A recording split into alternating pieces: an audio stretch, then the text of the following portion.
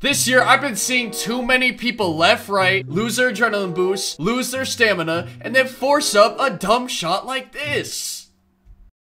Struggling to find the right animations to use, not knowing what badges to put on, and just overall being confused. If you're here watching this video having similar issues, it all changes today. It's either y'all really wanted my dribble moves or you really enjoyed the jump shot I had in my recent video, because I set a like goal of 150 likes to reveal the dribble moves, and you guys absolutely smashed out the park with over 500 plus likes. But in today's video, we will be revealing the best controller settings, the best playmaking badges you should be using, on top of the best dribble moves on NBA 2K23 and the ones I'm currently using as well. I'm going to make this a little bit difficult, but if y'all want a dribble tutorial from yours truly, let's get 200 likes on this video. I don't think y'all can do it, but let's see if y'all can prove me wrong. Make sure you guys subscribe, turn on the post notifications as we're on that grind of 40K, and let's get into things. Controller settings is definitely something that I talk about a lot, but it's really important because you need to be able to execute your dribble moves and everything else the way you want to with no issues. Vibration function and trigger effect are two options that I have toggled off. Vibration function, obviously just being your controller vibrating in your hands. I guess if you want that realistic feel when you're dribbling the ball, I think it gets really annoying, me personally, so I turn it off. The trigger effect, I don't know who likes that setting. Let me know a name. But it literally feels like you're clicking out a 5-pound weight when you have it on, so make sure you have that off. You'll thank me later. I have my pro stick function set to default so I can do both dunks and layups and be able to dribble the ball instead of being limited with either of the two options that are left, which are shots and dribble moves. So make sure you have your pro stick on default. Pro stick orientation I have set to absolute. Pretty sure the only person that I've heard use camera relative and be efficient with it is Ticino. Maybe there's another person out there that does it, but I've always had my pro stick orientation in terms of drill moves to absolute. My playmaking badges are subject to change depending on if I find out something new, but based off of my 1,000+ games played of experience, this is what I got going on right now. Bronze ankle breaker, bronze dimer, bronze mismatch expert, which is now a playmaking badge this year. Obviously have on the bronze bailout as well, bronze or silver, it's up to you. I feel like bronze is good enough. That's really all you need.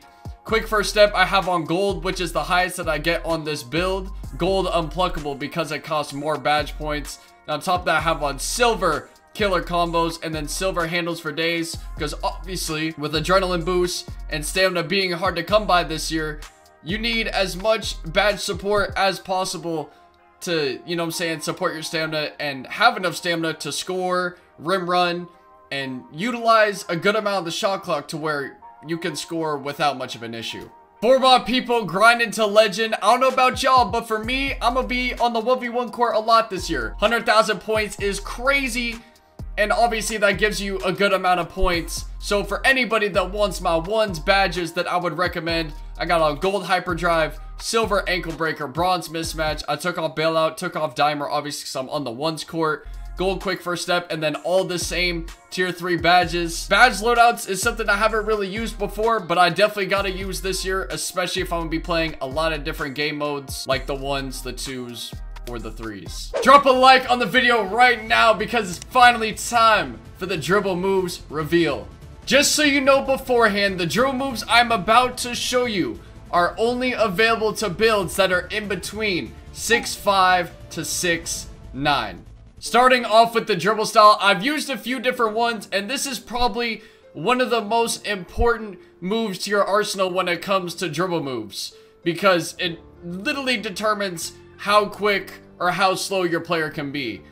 Pro can be a little bit misleading, but for dribble style, you're going to want to go with Michael Jordan. You could go with Zach LaVine too. I've seen a few people rock that one as well, but I personally use Michael Jordan. I tried to use a few of the signature size ups that I use on NBA 2K22, on NBA 2K23, such as De'Aaron Fox and others, and I just did not find much success. The signature size up I am using is Kevin Durant. Now you guys can see that little hop back animation it does in the start. of the animation showing itself, attacking size ups will be something that I explain in the dribble tutorial, but all you need to know for right now is the signature size up that I use for this build is Kevin Durant. For the size up escape package, because of my height restriction, because of my ball handle restriction, usually in NBA 2K22 I went with Trae Young, but this year you can see the little crab animation you get with it. I go with John Wall for the size up escape package. Very OP, very lethal, something I will explain in the dribble tutorial as well, but just throw that on for now. Moving crossover, I went with Zach LaVine. There's not really much I can say about this. There's not really many times where, especially on the 2s or the 1s, where I barely use just a straight up moving crossover. Usually it's just a moving behind the back or a different move, or you know, a hesitation into a speed boost, but that's to be explained later. I use Zach LaVine.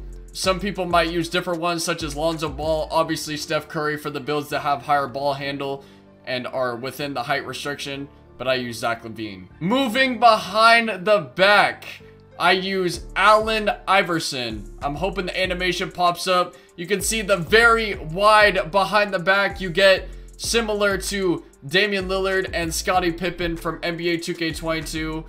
Another move that I use a lot to create space to get an easy rim run, because obviously rim runs are insane this year.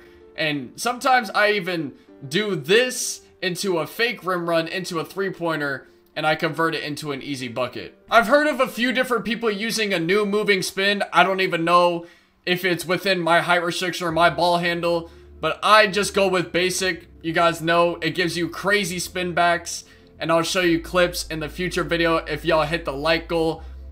But just for now, know that throwing on moving spin basic is the way to go. Moving hesitation right here is something that I changed as well. I used to go with Luka Doncic, but there is a special move, a really good move that creates a lot of separation with Rajon Rondo moving hesitation. You can use on the wings, the corner, the midi, wherever. It's most effective on the hash, and then resulting in a rim run, because like I said already, rim running is crazy this year. Moving hesitation, Rajon Rondo, I like this one a lot. Moving step back is that move where I feel like I use it a decent amount, but honestly I don't really know. You get a crazy little snatch cross in the beginning of the animations that it shows right here, but I just don't know.